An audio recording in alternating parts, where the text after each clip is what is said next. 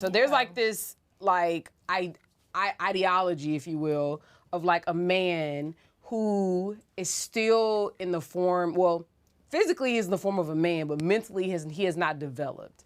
And so they call that a man child. And typically what I understand is that a man child still has the actions, the emotional intelligence, the emotional IQ, so on and so forth, of a child versus what, they would typically have at a particular age. So you 30 operating like a 15-year-old, or you 45 operating like an 18, 25-year-old, And while we're talking about men, let's be fair and say that we certainly know women who also fit the bill. So let's not get in the comments, thumb thug, and talk about, well, what about the women? This ain't about the women. We're talking about men. Tune into the next show on the Patreon, most likely, and then we can bash women. Yeah. How about that? Yeah, definitely. I'll be there. Front row seat. Right. So, all right, I'll just give you all some information on this. So the accepted definition of a man-child is an adult man, and you say this all the time, you call them males and not men. Yeah. An adult man who doesn't behave in a calm, serious, or sensible manner that you would expect for someone of his age. So I guess if I could give an example, if you're a man and say, for instance, your wife doesn't call you when she gets home, and you like, hey, call me when you get home, and for whatever reason, she forgets. Instead of just being like, yo, why didn't you call me? I was worried about you, or just call yourself. You like go off on her because you don't understand how to control your emotions, or you don't understand like how to effectively like interact with your partner, So I think that's just a very basic example of Let's use another one. I mean, go.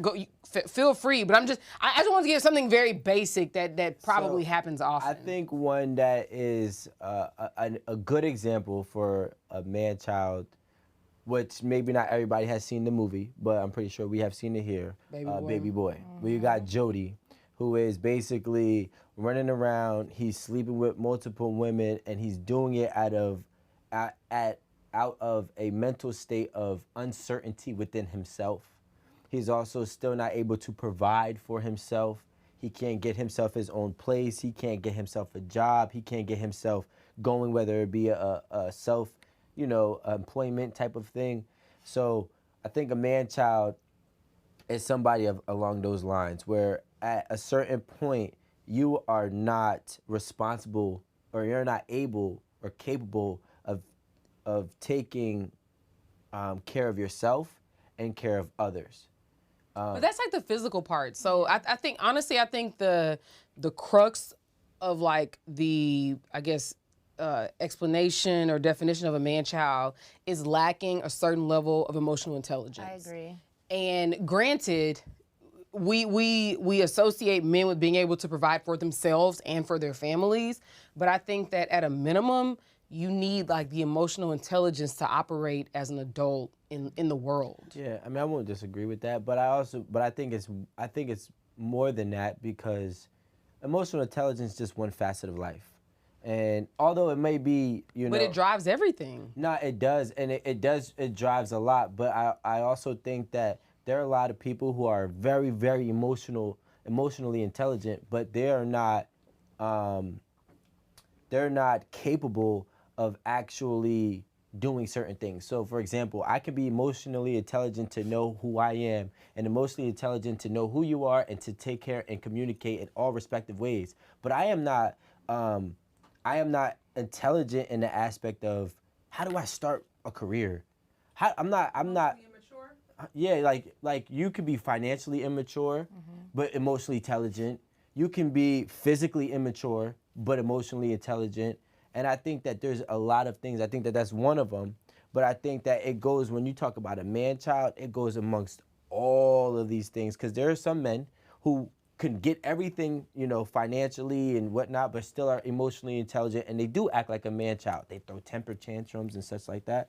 But then on the flip end, there's some people who can communicate with the world, but can't actually build a path for themselves. Right. So I have experience with many a man-childs. Whether it be man-children. Man-children them. family members, experiences that my friends or family members have had with children, whatever, Manchurian. baby boys in them.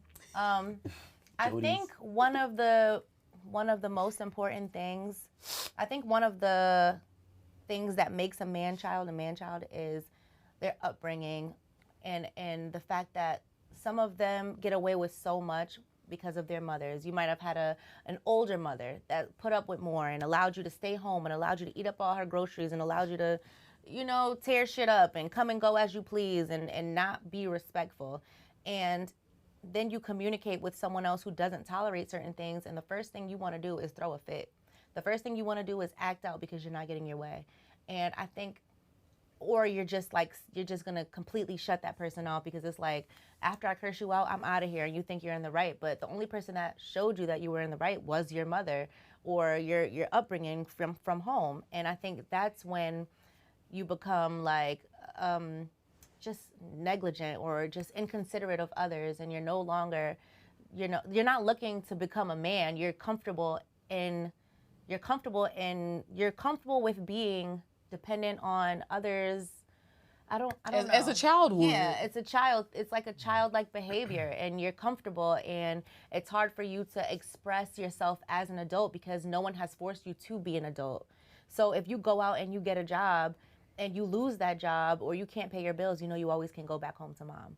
If you go out and you decide, oh, I'm gonna blow all my money on this, I don't have no money to eat, I'm gonna go back home and now I can eat at my mom's house and I can spend the night and I can sleep on her couch, and you can always depend on somebody else.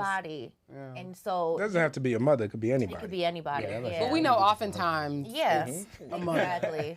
You always feel like you have somebody to go back and depend on, so that stops your growth. And it's crippling. Yeah, it's very crippling. And I think that, now, to also, let's throw some characteristics. I feel like children always make excuses. No, I'm good. I'm just go off the top. I've been speaking, and I had a lot of men friends that became men children, or guy friends that became men children because we were young. There's so many nouns. Right. Yeah. But they always make excuses, and they always they look for the pity, and they look to blame. And I feel like people who are adults, when they start trying to play the victim, you automatically need help. Like, whether it be you need to speak about it, whatever the case may be. But like, specifically speaking about men, I've watched men that will lose everything because they made poor decisions but blame them. They point the finger. Well, if such and such didn't do that, then such and such wouldn't have happened. But really, you allowed such and such in your life. Take some accountability for it, or you decide to invest your money in such and such, or you trusted such and such, and now you feel that you were taken advantage of.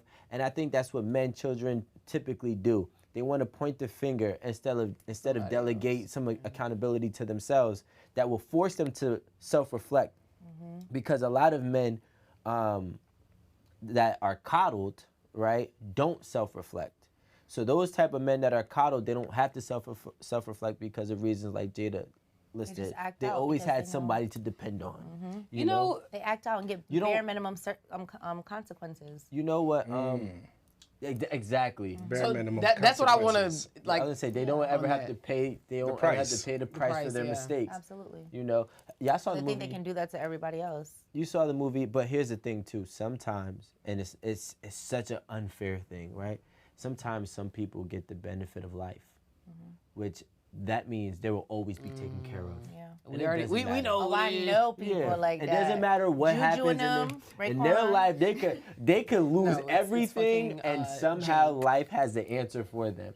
And then those typically are the people who are coddled that turn into kind of like childlike, right?